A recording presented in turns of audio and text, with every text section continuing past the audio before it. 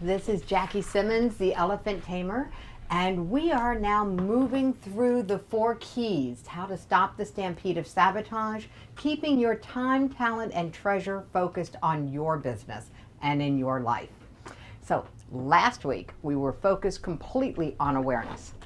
And it was about growing your awareness of all aspects of your life, but especially how your body can tell you when you're starting to get stressed and how to unwind that. And this is really an elemental key in how to stay healthy. Because when we get stressed, our bodies shut down both digestion and healing. So chronic epidemics of obesity and autoimmune disease are directly linked to the fact that we don't have the good instruction manual for stress.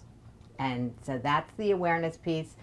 For those who were not part of the training last week, it's all in the video and it's in the overview video. So make sure you watch that if you haven't yet. All right, coming down to today, we started with awareness. We're going to always come back to it. The second thing we're going to get to today is going to be about attitude. And so we started with a really good question last week. What attitude would I have if I knew, I believed, that I worked with the best people, the best product or service, the best company, the best clients in the world? So that's our attitude statement. And we are going to work a lot with that. And we're going to work with what comes up when you say that.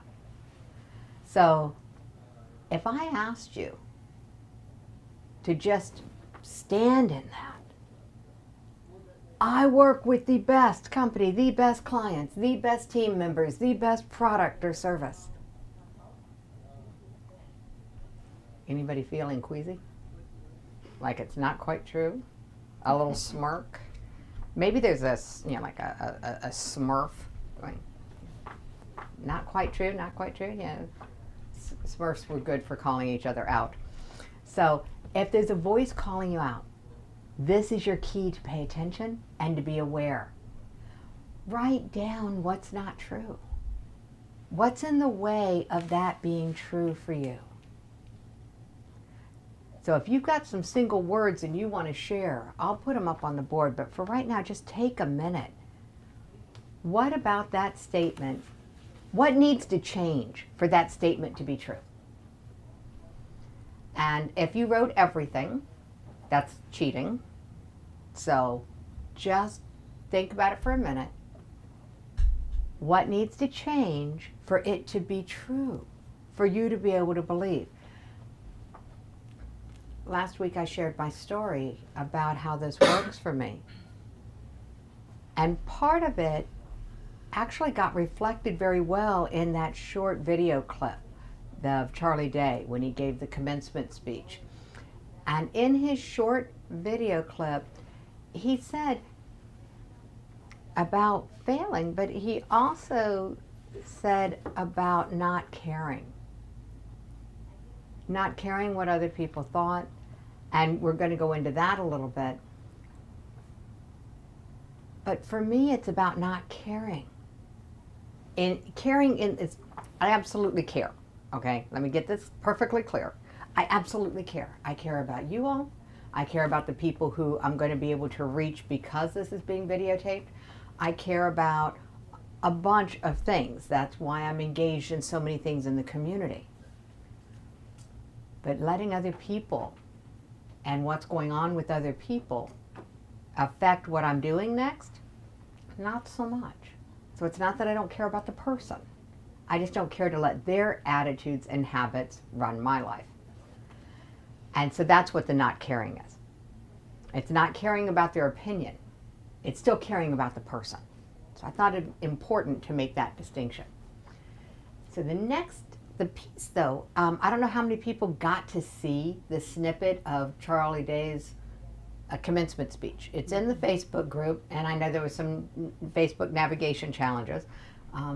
I will send it to you in a message if you let me know by the end of the night who to send it to, okay? So if you didn't get it, tell me, and when we take a break. Okay, what he says is fail, get up and fail again. But then he said fail in the way that you want to fail. And I didn't know what that meant, and it drove me crazy. Inquiring minds want to know. So I had to go find the transcript of the whole speech. It's not a really long speech. I always thought commencement speeches were long and boring. This guy's not so much. He told 3 stories, and it was his first story that is where this comes from. His first story is about coming out of college. He has the explanation of how it happened, but he got offered a job in the financial services realm right out of college. Would have given him a good paycheck and security, and he could do that. And so he was really seriously looking at that, because he knew if he worked for them for 3 years, he'd have a cushion. And he could go do what he wanted to do, which is acting. And he looked at it long and hard.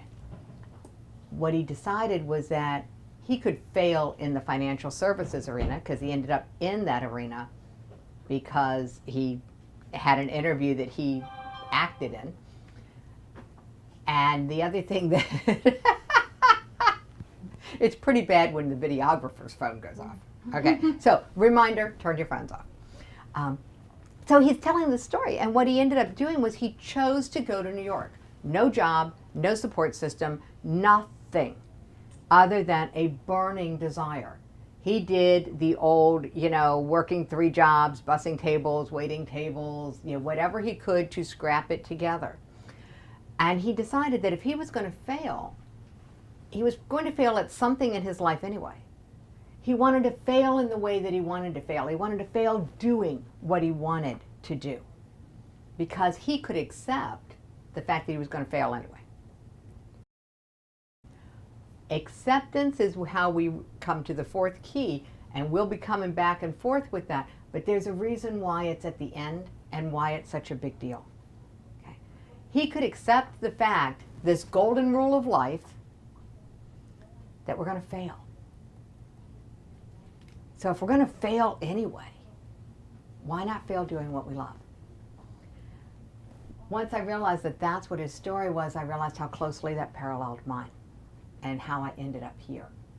Because I had figured out, after I failed several times, at what I didn't want to do, that maybe it was okay to take the risk to do what I want to do. And that's how I ended up doing what I do now, because I went from, and now I actually have just branded this, and it's called Doormat to Diamond. And so this is going to end up being just a short, like the 15 steps to how to go from doormat to diamond. Because I figure if it's my journey, and if he can talk about it at a commencement speech, it's probably the idea of failure and choosing where we're going to fail might be a good topic that people need to know about. So the awareness piece is about the fact that now you're in trouble, because now you know you have a choice. Okay, now you know you have a choice. You can choose where you're going to fail, because you're going to fail anyway. All right, so that was the really bad news, is you're going to fail. Okay? So we're talking about the commencement speech. And we're going to shift a little bit, and I'm going to bring you back to the ballpark theory, because that is my favorite place, and it is the framework for the keys. And the ballpark theory in its essence is simply that if you're not in control, you need to know the rules. And if you know the rules, you have 3 options about them. You can accept the rules of the ballpark without conflict, you can adhere to the rules of the ballpark with conflict, or you can stay out of the ballpark. And how this plays out in life. So, back to the ballpark. Anybody here got a background in human resources? No? Yeah? A little? Okay. Have you ever heard of the cash system? Okay. So, in my day as a human resources consultant, I got exposed to this. And I realized that this is going to just support our journey today into the world of attitudes. The acronym is knowledge, attitude, skills, and habits. And the way it plays out is that this is why people get hired. They get hired for their knowledge and their skills. Okay, that's why you get hired. This is why people get fired. They get fired for their attitudes and habits. They've started doing a lot more personality assessments now before they hire people than ever before, and this is why. Companies were going broke. They were hiring for knowledge and skills, and then having to turn around and fire people because of their attitudes and habits. And so you all have a clue more than most people because you understand now that you have some control over your attitude. So what attitude? This was the question we ended with last week. What attitude would you have if you knew that you worked for the best company, the best people, the best clients? If you knew that to be true, what would your attitude be? How happy would you be to go to work or to make a phone call? And you got one? Very well, enthusiastic. Oh, there we go. Enthusiastic. I cannot imagine any boss firing an enthusiastic employee. I mean, think about that. That's an attitude that would help support your knowledge and skills. As a matter of fact, I'll take an enthusiastic person over an educated person any day of the week. Okay? For those of you who don't know the root of that word, it actually means with God. Somebody who is enthusiastic is connected to an internal source of energy. Happy to have them on my team. If you knew, if you believed that you worked for the best company, the best people, the best clients, what attitude would you have? You think you might be just a tad more patient?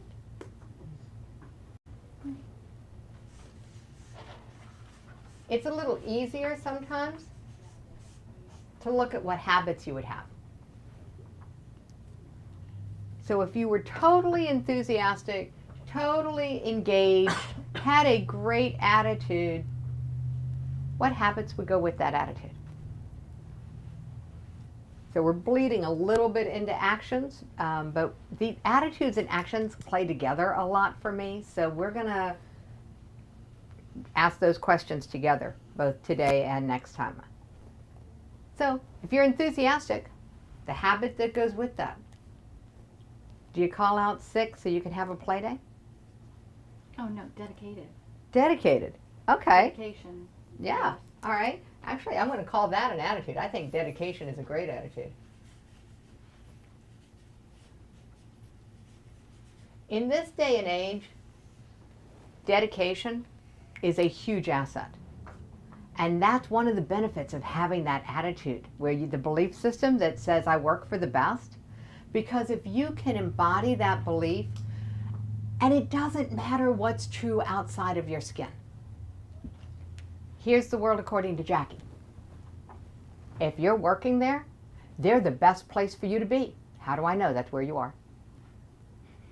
So they're the best place for you to be right now. Check your attitude. If this is the best place for me to be, because this is where I am, I then have more control over my attitude. And if you've got control over your attitude, how confident do you feel? So this is the confidence building muscle, this particular question. All right? If I have the ability to choose my attitude because I can decide that I work for the best company, the best products, the best people, because that's where I am right now. So they are the best for me right now. Think you might be a little more forgiving? Because they may not be so nice. They're just the best at the moment. Yeah. I mean, I stood up here last week and I said, I'm not the brightest, crayon in the box. I'm not the, sharpest knife in the drawer. Whatever the phrase is, you can tell what part of the world you come from by what you use these things for. But I'm the absolute best person to teach this material. because I'm the one that's doing it. Yeah, period. I don't need to know anything more than that. I don't have to worry about my attitude. I don't have to worry about getting nervous. What would your life be like if you didn't have to worry about being nervous again? So here's how the two play together. The other question, the first question is about attitude. What attitude would I have? The second question is, what actions would I take if I knew I was the right person for the job?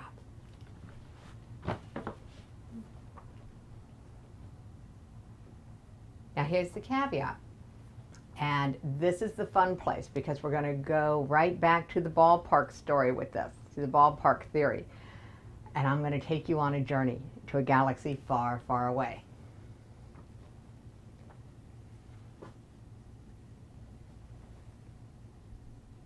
I got curious.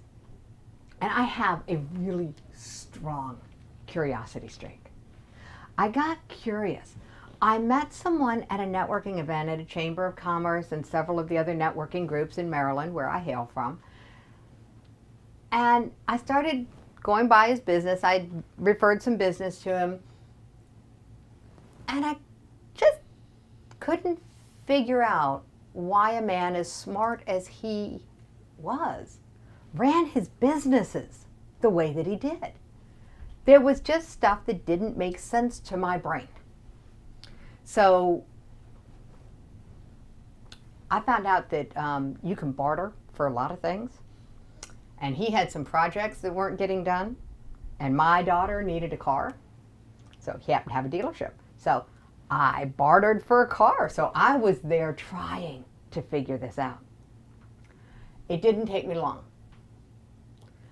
This is from the casebook. And it is the case of the reluctant club owner.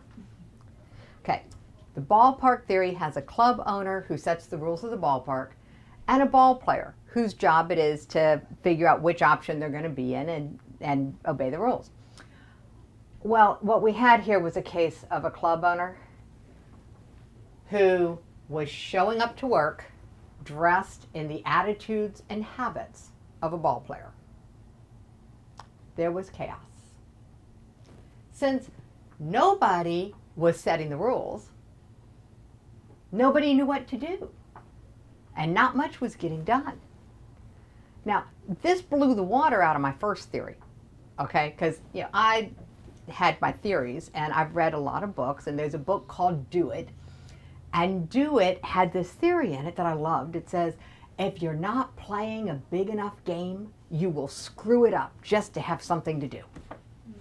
And I was sure that that's what was going on with this guy. But that wasn't it. What was happening was that nobody had given him the club owner manual. This is what happens when an entrepreneur grows their business to the point that they need to manage employees.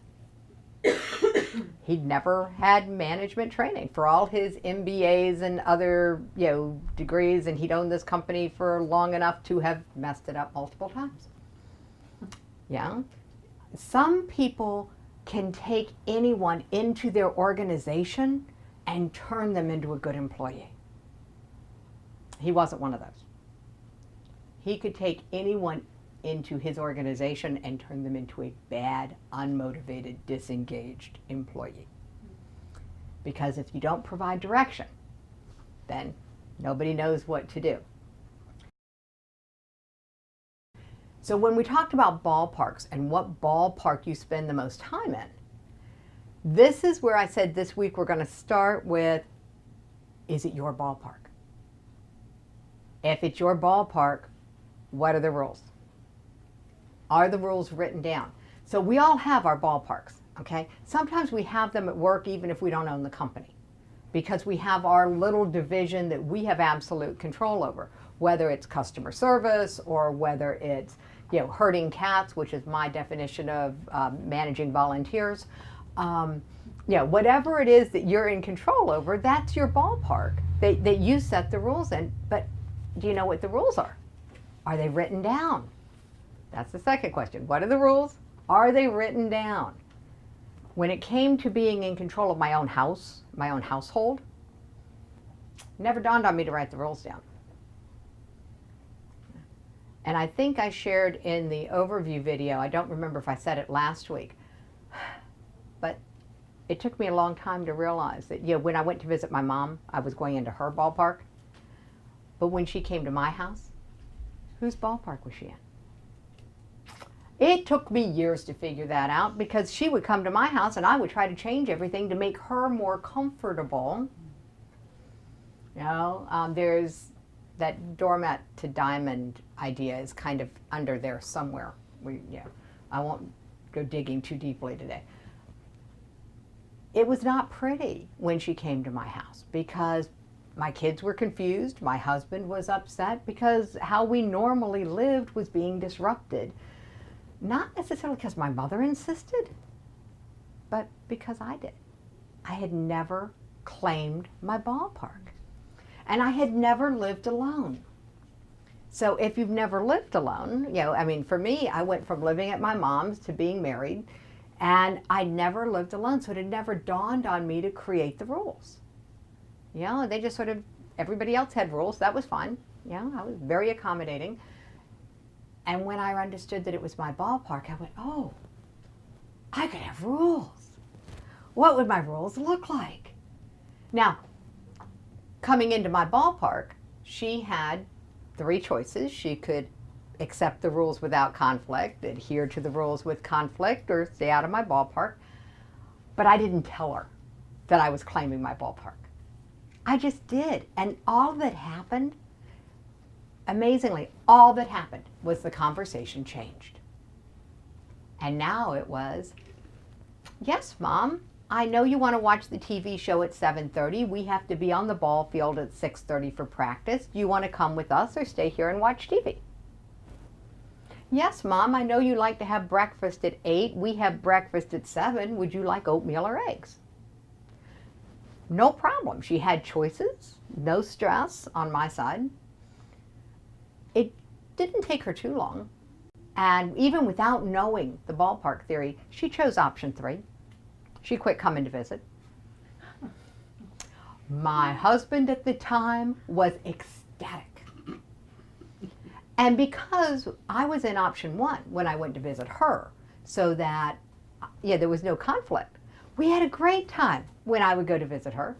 She didn't come to visit me. Everybody was happy. Who knew it could be so simple? And it lasted that way through the rest of her life.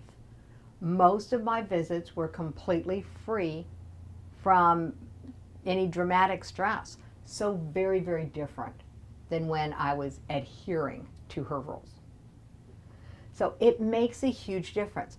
The real challenge with this, though, as we move forward, and this is where we're going to go next, is if you're not clear about your rules, if you're not absolutely crystal clear about the 3 questions, I've given you 2. The first one is, what are the rules? This is actually 4, because the first one is it my ballpark? Then it's, what are the rules? Are the rules written down? And here's the big one. Are they applied equally to everybody in the ballpark? As appropriate, okay? We're not going to ask a 2-year-old to clean up after themselves. But are we cleaning up after an 18-year-old? Are they being applied in a way that's appropriate? So we won't say equally, we'll say appropriately.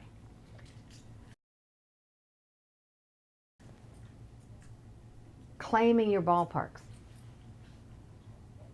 So when you get a chance, you can start figuring out where you're in control, where you're the club owner, and where you're not in control, where you're in somebody else's ballpark. And now I'm going to finish my story. The reluctant club owner, showing up with the attitudes and habits of a ball player and creating havoc and destroying employee after employee.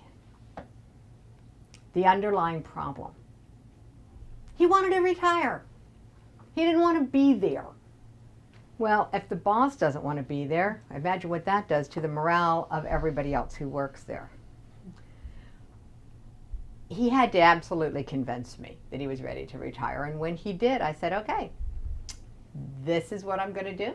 this is how long it's going to take. We're going to get you retired. And the first thing I did, I hired an acting club owner. Got him out of the management role completely and made it possible for him to then retire. You have to know what you want. And that's really where we started last week, was what is so good in your life that you want more of it? So I'm going to bring you back to that question. Now that we know that the club owner got what he wanted, and I'm going to give you full disclosure, okay? What he wanted was to retire, not just anywhere. He wanted to retire to Sarasota, Florida, because he'd been coming down here on vacation for almost his entire life since he was in his 20s. Now, there are some interesting things about entrepreneurs. He got down here retired because by the time I was done, the company is sold, the commercial property was sold, the house, all of it. He's down here. And he's retired for 3 months. And he calls me. He saw an ad in the paper. Commercial property for sale, 3 buildings, rental income, and a phone number. So he called, he goes to visit. The guy was selling the property and closing the businesses that he had had on this property for 30, 38 years. It was the same 2 companies that I had just gotten him out of in Maryland. So he said, calls me, famous words. If you buy it, I will kill you. Because I had spent 18 months getting those companies sold. So he bought it. And I came down and changed the locks on the doors and hired managers because he didn't want to work 24/7. So I went back to Maryland. Came back and fired managers, hired more managers, went back to Maryland. A few years later, I'm in Florida more than I'm in Maryland, minding my own company. And I'm like, who are we kidding? So when people say, how did I get to Florida? I followed a man. And I'm still with him. So, and yes, he still owns a used car dealership. But I don't run it, and neither does he now. So we call this semi-retired. We'll call it a happy ending because that's what I'm choosing to call it. And we really can choose. What we name the thing is important. So the reality is that he's still a lousy club owner. And so we keep him out of the office as much as possible because you just have to accept people for who they are. You know, when you can accept people for who they are, then you can start figuring out workarounds. But this is really the ballpark theory in action, because if it's not inside your skin, it's not under your control. And that means you've only got 3 choices. You either accept them without conflict, you adhere, you hang around with them, but you're in conflict with them, wanting them to be different, or you stay out of the way. You let them stay out of your life. Okay? Sanity is when you get discernment. And by the end of this course, you'll have some discernment.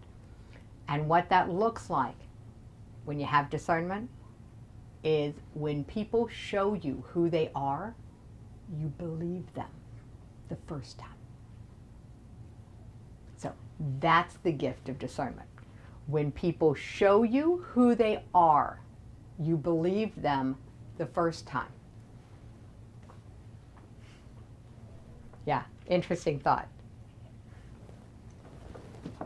All right, so I'm going to pull back, make sure I didn't miss any of the rules. Phones off, no sarcasm, no stories except mine. And yeah, the no stories is, of course, not talking about the things that you haven't healed. Okay, not going to where the emotion is crappy, where you could re-traumatize yourself. And 0 complaining. And we talked a little bit about creative complaining and the book, How to Stop Smiling and Start Vetching. It's help for the chronically cheerful. There are a few people in the room who might need to read this one. What was the name again? It's called It's called How to Stop Smiling and Start Vetching, KVETCH. And the first part of the book is how to pronounce that word. Yeah. So, help for the chronically cheerful. The strategies in there for creative complaining are worth reading. And if you haven't picked your book for the 5x5 practice, feel free to start with that one. That's an excellent book to start with. Okay, so now we're to a blank page. And we're going to take a 2-minute break. All right. Last week we set a connection for calming down, for bringing in soothing energy. And we talked about some strategies for practicing it. So we're going to put another layer on that, and then we're going to set another connection. Okay? So everybody settle down, put your pens down, take 3 deep breaths. This is the part of the video that if you are driving, you must turn it off. Thank you. Behave. Okay. Now, that's for the people who will watch the course on video, just so you'll know. All right, so now that I've, yeah, they can listen to it. People do, as I know, because someone had the video playing in the front seat while they were the passenger.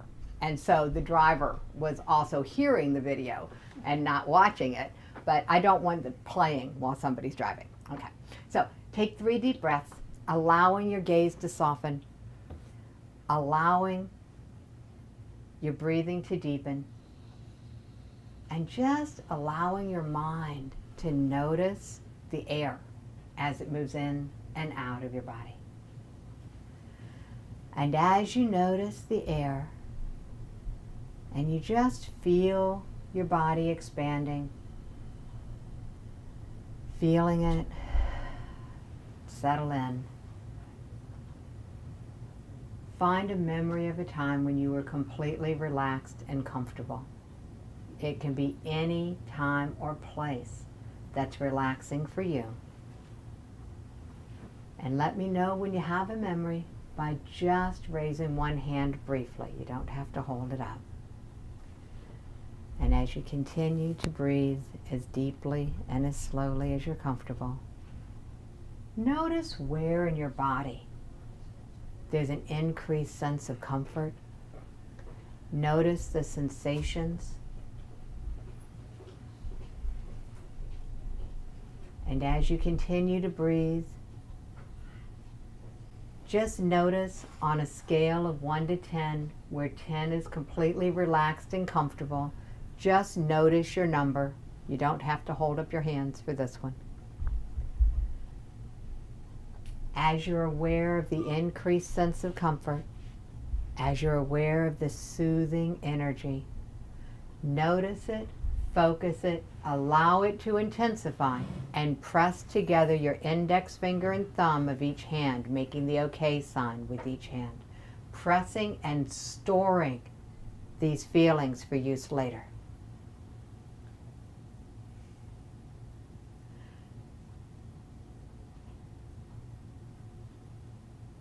And as you're aware of these feelings being pressed and stored in your fingertips, count backwards in your mind slowly from 10 to 1, allowing the feelings to just deepen with each number.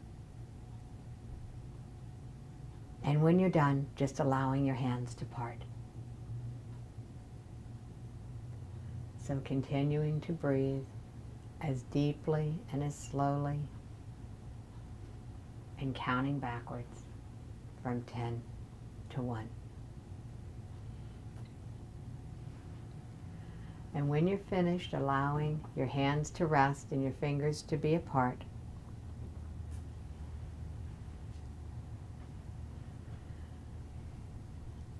today is all about attitude. And we all know when someone with an attitude walks into the room. So the next connection we're going to set is going to be pressed into the thumb and middle finger. Don't do it yet because I haven't given you all the instructions. Here we go. Taking a deep breath and noticing the air. Find a memory of a time when you were completely confident, when you knew your stuff absolutely rock solid, completely confident, when you have that memory, briefly raise one hand.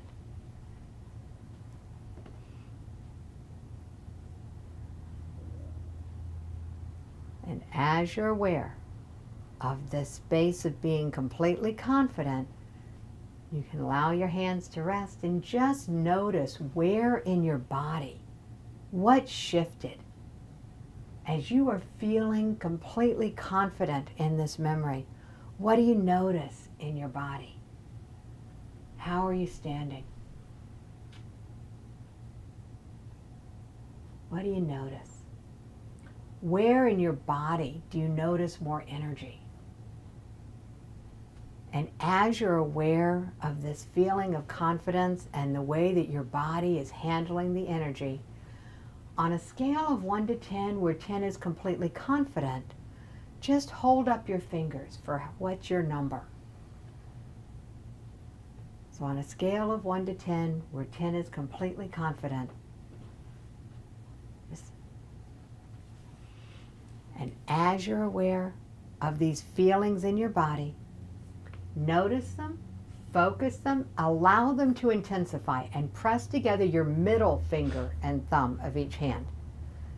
Different finger, pressing and storing these feelings for use later.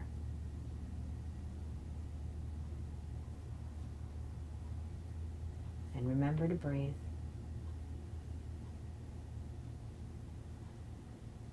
And as you're aware of these feelings being pressed and stored in your fingertips, count backwards in your mind slowly from 10 to 1, allowing the feelings to just deepen with each number.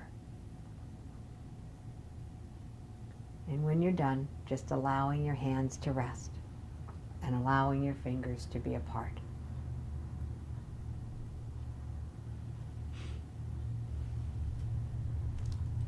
And as you take another deep, slow breath, find another memory of a time when you were completely confident, completely on your dime, totally, completely present and confident. Let me know when you have an event or memory by saying got one. Actually, you don't have to say got one. You can just hold up one hand briefly. Yeah, I know my clients are laughing at me because I fell into my one-on-one rather than my group language. So when you have a memory of a time when you felt completely confident, just raise one hand briefly. And just notice in your body where this shows up. Where you have more energy, where you're standing a little straighter. And as you're aware of these feelings,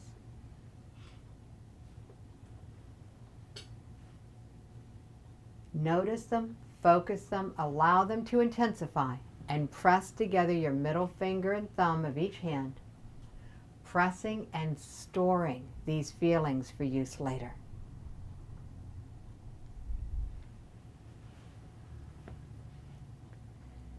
And as you continue to breathe as deeply and as slowly as is comfortable for you, simply count backwards in your mind from 10 to 1, allowing your breathing to deepen, allowing the sensations to intensify with each number. And when you're done, allowing your hands to rest and your fingers to open. And when everyone is done, you can just start allowing your eyes to open and coming back to the room.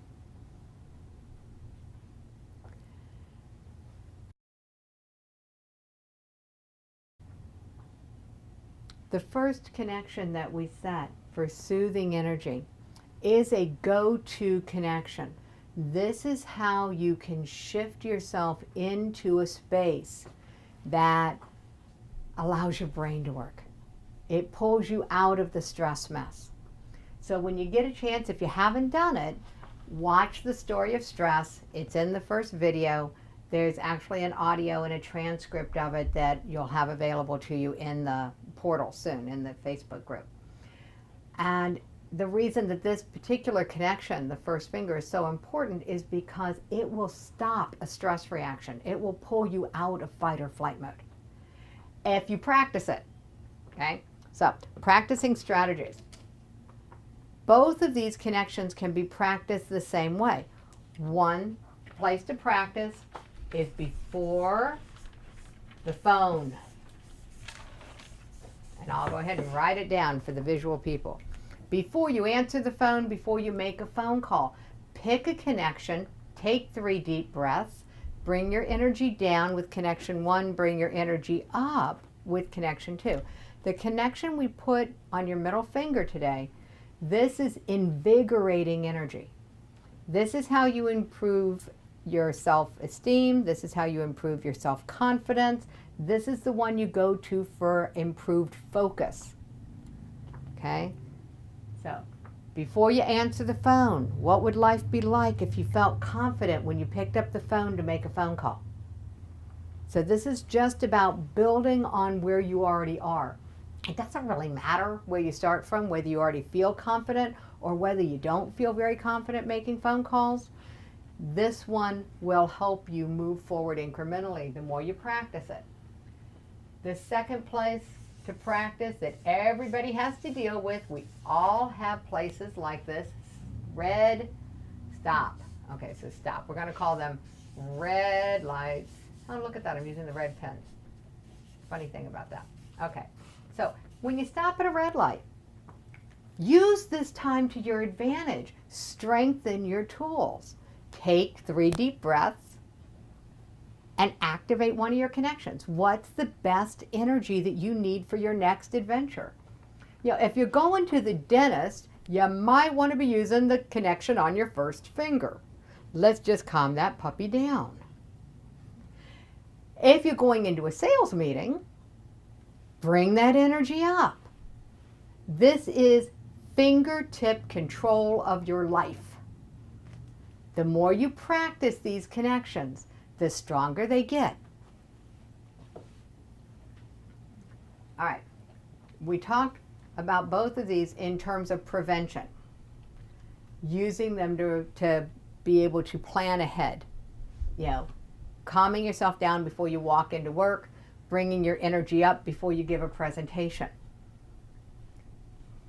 And I have clients who have been watching what's going on TV lately and have asked me if I was coaching some of the people that have been on TV a lot because they're watching them on TV doing things like this. And I was like, no, not mine, thank you. Would not bode well for my skill set, I'm afraid. But it is something that people do naturally, unintentionally, or they do because they've had coaching and training. You can consciously choose. All right. When I studied Eastern Healing Arts, because that's also part of my background, there's a spot in the center of the palm. In Japanese, it's called the Palace of Anxiety. And if you've ever noticed a speaker standing like this, what they're doing, putting pressure right there. Okay? So this works with the acupuncture, acupressure, shiatsu point. Okay, that's what they're doing. They are applying pressure into that point because that resets the heart as well. So that's a bonus tool. Okay. These are just absolutely proven instruction manuals for the brain and for the body. And you're going to have quite a toolkit by the end of this very short course. But we're going to cover a lot of material pretty quickly. Okay, so you practice before you pick up the phone to make a phone call or answer it. Practice at red lights. Okay? Stop and breathe and practice. All right, so that covers our connection. And I'm going to take a brief break. And now I'm back. That's so Al knows where to break it. I have 2 directions to go in tonight. And one of them is what I had planned. And the other is what came up this week. And what came up this week in my own 5x5 practice, I'm working with the book Triggers. And the book is written by Marshall Goldsmith. And he has a set of questions. He has one question, it comes in parts. And I thought, oh my, now there's a question that goes with attitude, okay? Because there's something about attitude that saved my daughter's life. So getting control of attitude can save lives. I didn't know I was saving her life. I thought I was saving mine. The attitude was, I'm not willing. When people used to ask me to do things, I would say, I can't. I would give them something hard that they could then fight back about. Of course you can. Anybody can argue that. I can't afford it. Well, of course you can. Every salesman in the world knows how to handle that objection. So I was giving objections, and people were really smart about managing them. So I ended up doing a lot of things that I said I didn't want to do. Okay? The hallmark of a doormat. When your mouth is saying one thing and your actions are saying another, that's not in your best interest. So when my attitude changed, and I got an attitude of I'm not willing, there's no way to overcome that. That's not an objection. That's a stand of power. It says, I'm in control, I'm not willing. Basically, you can't make me. You know, it is my 3-year-old that said, no, I'm not willing. What happened for me is that, and this is not a story that I tell, but you guys show up for this, and you are so determined to make a difference in your world that I will tell you this story.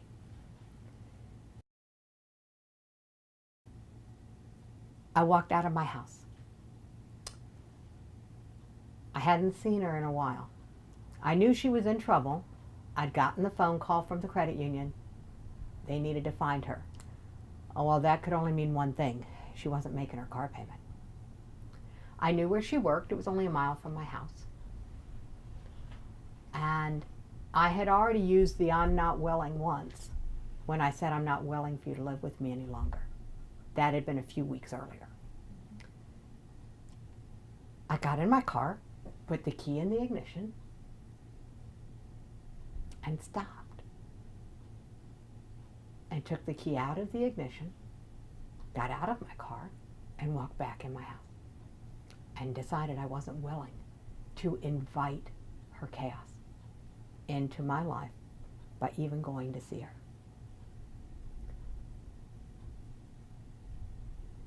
She survived. But I didn't know from one day to the next if she would. She was on the streets. She was living in her car till her car got repoed.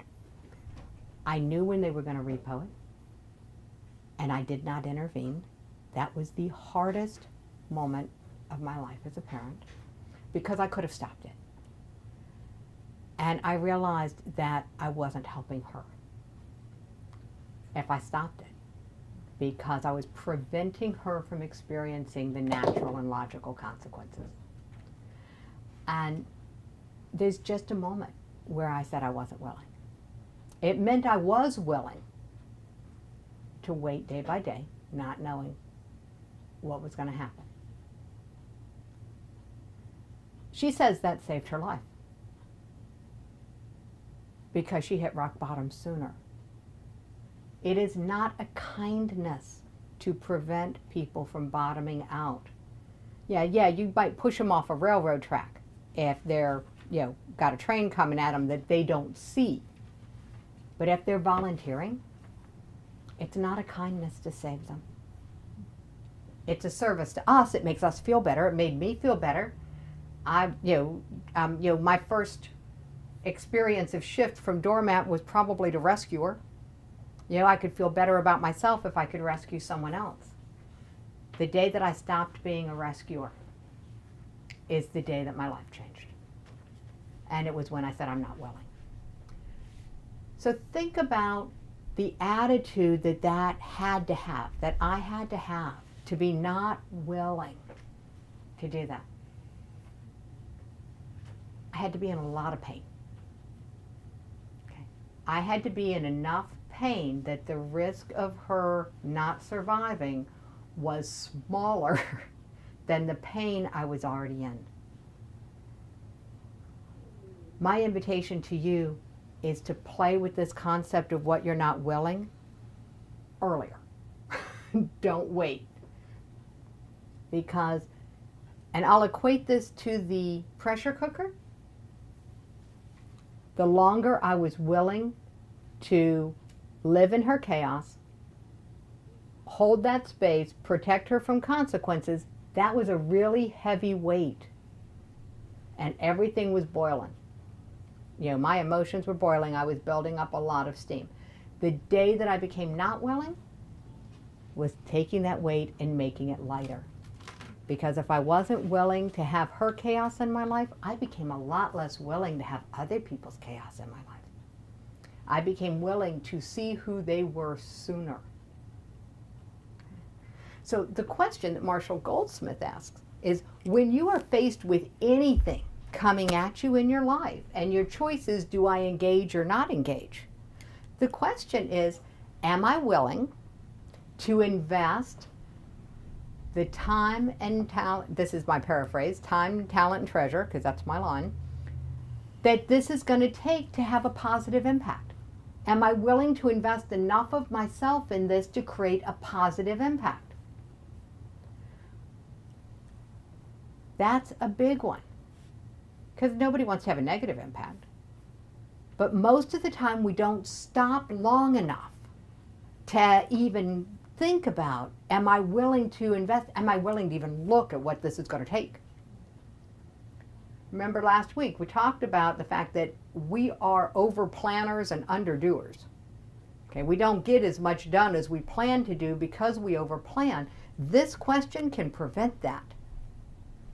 If you start with the am I willing, he uses this acronym, am I willing to invest, and actually I put the extra T in there, but it's something like that. It's like a wit is how he has it in his book.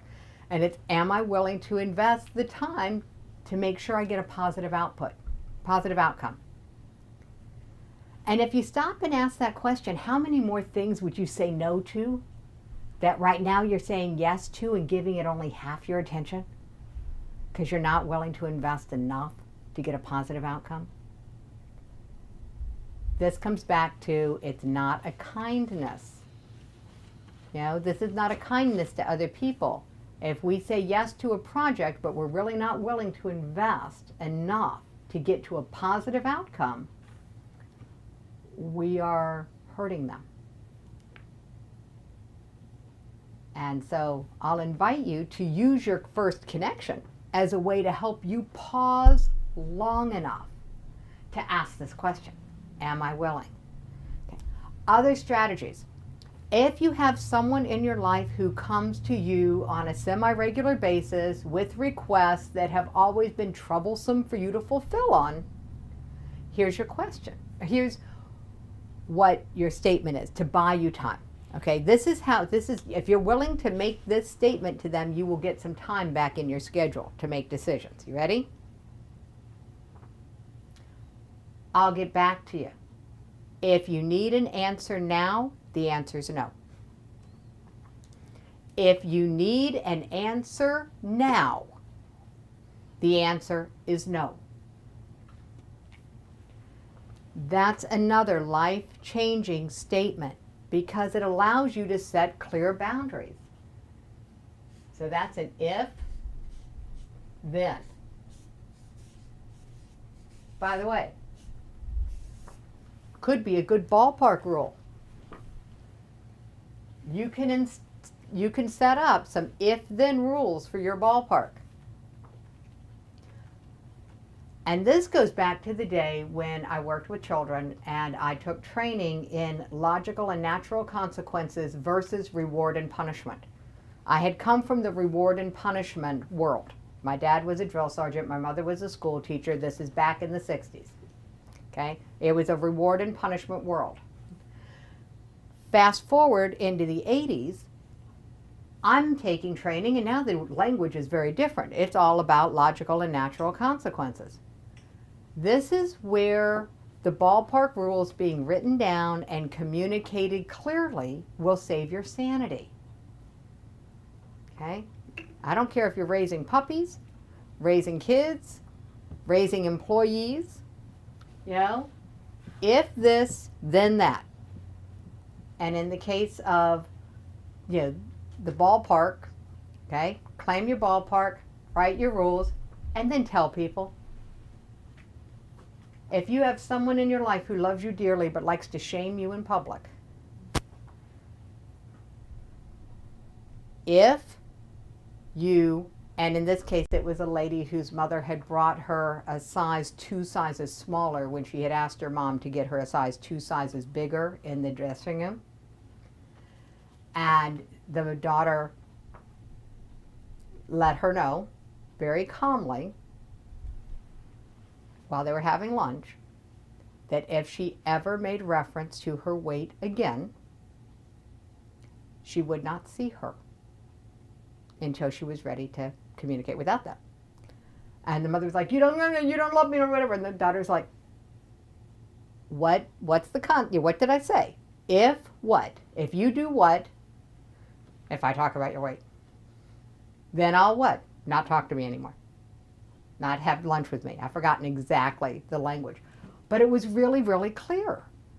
This is the ballpark. You got to be willing for people to walk out of your ballpark. Remember, if you're the club owner and you're setting the rules, the other person has the option, not you. You've only got one option.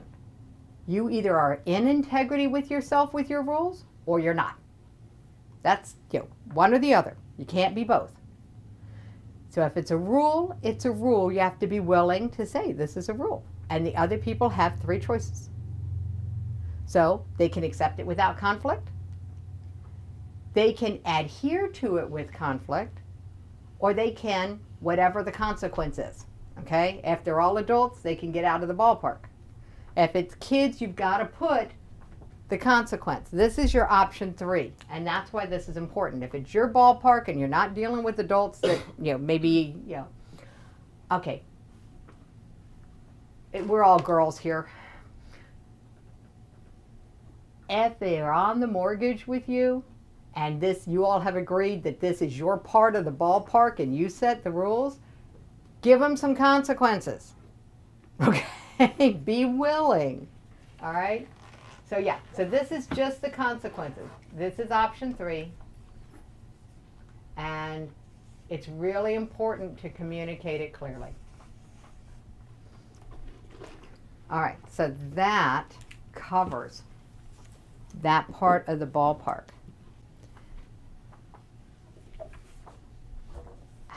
That's a lot. What am I willing to do? So your attitude determines your willingness. Because if I'm coming into a place with the attitude of somebody who absolutely knows this is the best place for me, this is the happy spot, this is, I'm enthusiastic, I am all of that, I'm going to be willing to put forth extra effort. Yeah, I'm going to be willing to have an attitude of, I got that, no problem, I'm on it. Yeah. So attitude is second only to awareness. And now, we had a conversation last week, and I actually I had it created, a graphic. Ta-da! Okay, it's called The Cycle of Results. And I went ahead and filled it out. You know, there will come a time where it'll be PowerPoint and things will fly in and, you know, the words will come in. It's a creation cycle in a clockwise manner. Okay? It's a creation cycle if you're going clockwise.